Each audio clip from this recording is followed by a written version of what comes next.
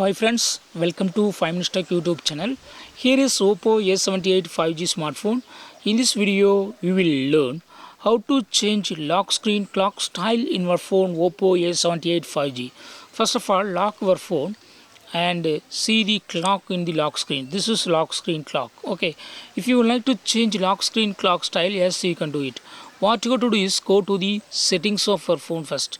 Go to settings, then go to home screen and lock screen, and here select clock style. And as of now you are seeing this clock style vertical. Okay, so if you like to change to other style, click on horizontal, second one, and now lock screen clock style has been changed. Check it now.